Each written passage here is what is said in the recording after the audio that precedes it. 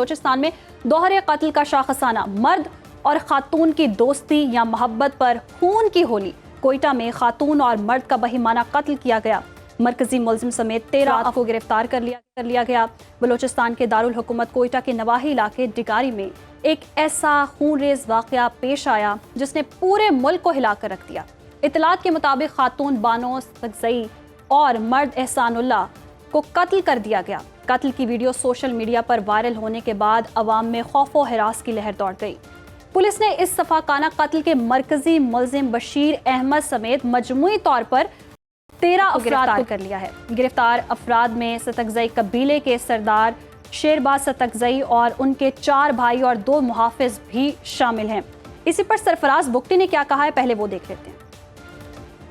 Not newly married couple, जो बच्ची थी जो मारी गई हैं, जो शहीद हुई हैं, उनके जो हैं वो 5 बच्चे हैं। इसी तरह वो जो आदमी मारा गया है कोई 45 साल 50 साल के करीब उसकी एज है, उसके 4-5 बच्चे हैं।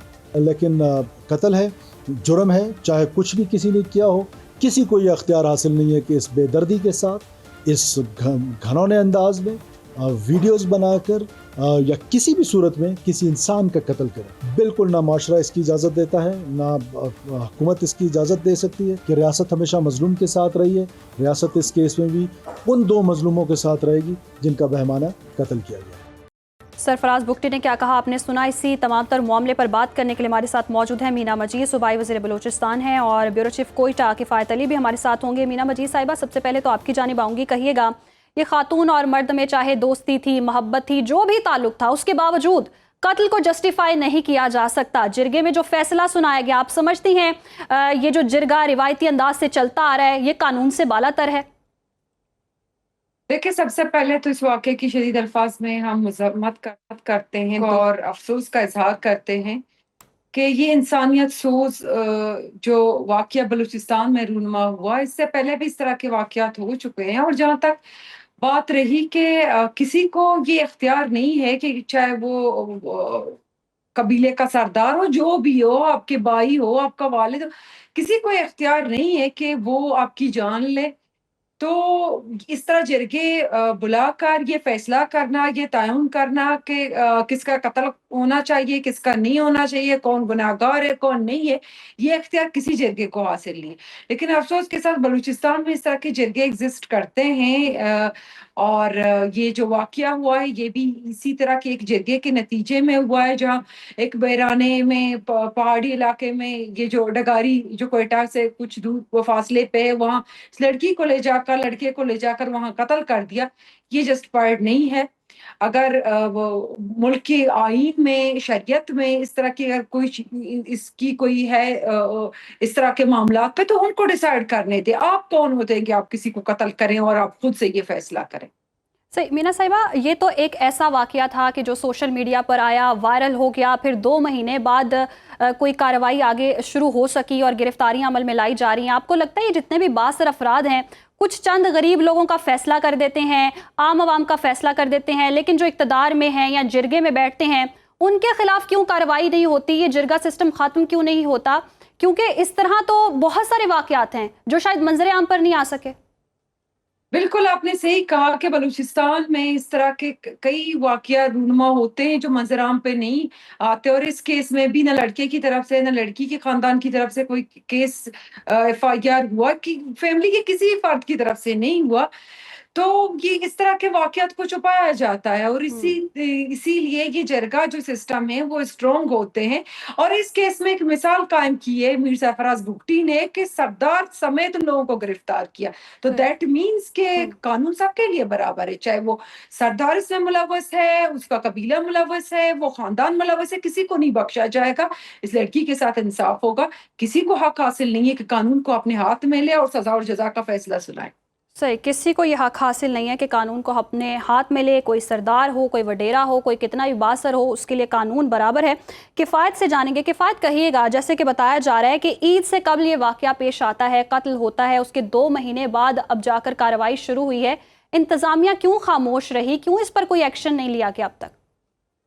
یہ سب سے پہلے تو ہمیں یہ تعین کرنا ہوگا کہ یہ جو علاقہ ہے یہ انتہائی پسماندہ علاقہ ہے، دور دراز علاقہ ہے، یہاں پر انٹرنیٹ کا ایکسس اس طرح سے نہیں ہے جس طرح سے عام شہروں میں ہوتا ہے. تو یہ واقعہ جو ہے جب یہ سوشل میڈیا پر یہ ویڈیو وائرل ہوتی ہے تو تبھی جو ہے وہ یقینی طور پر پولیس بھی حرکت میں آتی ہے اور انتظامیہ بھی.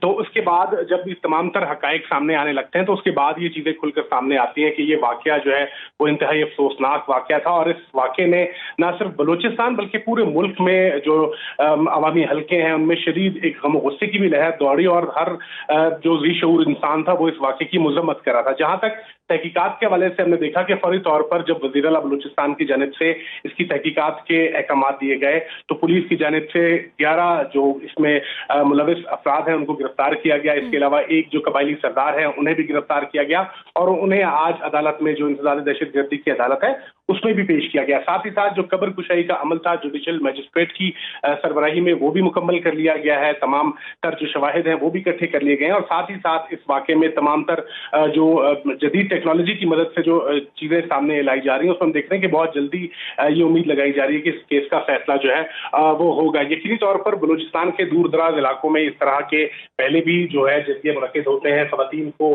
غیرت کے نام پر قتل کرنے کا. یہ کوئی پہلا واقعہ نہیں ہے. اگر میں فگرز کے حوالے سے بات کروں تو 2021 سے لے کر اب تک 212 خواتین ایسی ہیں کہ جن کو صرف غیرت کے نام پر قتل کیا گیا اور 25 خواتین کا تعلق کوئٹہ سے ہے. یعنی کہ صوبائی دارالحکومت کوئٹہ جیسے علاقے میں بھی ہم دیکھتے ہیں کہ غیرت کے نام پر خواتین کو قتل کیا جاتا ہے اور یہ واقعات جو ہے وہ ان کا سدباب جو ہے وہ بہت ضروری ہے. اور یقینی طور پر جو ہمارے اسمبلی میں بیٹھے جو ایوان میں بیٹھے لوگ ہیں یہ ان کی ذمہ داری ہے کہ وہ اس طرح کے قوانین کو لاگو کریں، اس طرح کے ایکٹ پاس کریں تاکہ ان کا اچھا کفایت تو اس جرگے کا قانون کیا ہے؟ کوئی قاعدے قانون تو ہوں گے، کوئی اصول تو ہوگا. ٹھیک ہے آئین و قانون کے مطابق یہ مکمل طور پر تو نہیں ہے، کچھ علاقے کی روایات ہیں جو چلتی آ رہی ہیں، تو کوئی اس پر کوئی ایکشن نہیں لیا جاتا؟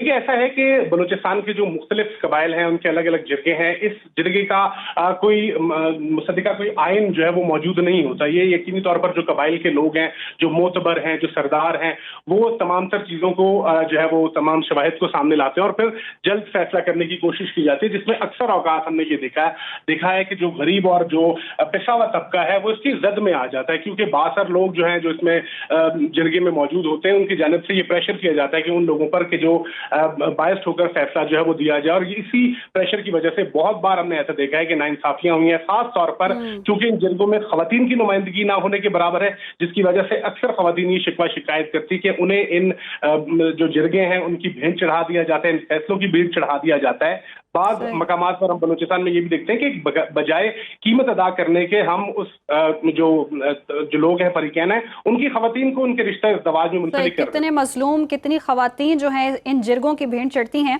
مینا صاحبہ آپ کی جانب آؤں گی. کہیے گا اس سے قبل ہم نے دیکھا کہ میل ملاقاتیں بھی ہوئیں جرگے کے حوالے سے اور وزیر داخلہ محسن نقوی بھی گئے، مشاورت کا عمل بھی جاری رہا، میٹنگز بھی ہوئیں کہ کوئی نہ کوئی حل نکالیں گے، کوئی طریقہ کار نکالیں گے، لیکن وہ امپلیمنٹ ہوتا نظر نہیں آ رہا.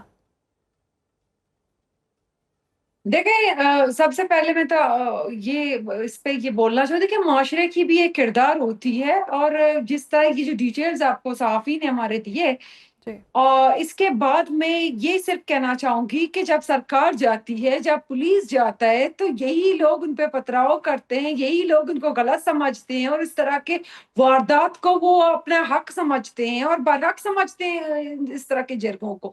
تو یہ بلوچستان ایک قبائلی صوبہ ہے اور ایک قبائلی لیکن مینا صاحبہ وہ حق کا اختیار بھی تو یہ بعض طرف افراد ہی ہوتے ہیں نا، ان کے خلاف اگر کارروائی کی جائے تو وہ پھر آگے سے بھڑک نہیں سکتے، کیونکہ قانون آپ نے بھی کہا کہ ہر کوئی قانون کے دائرے میں آئے گا.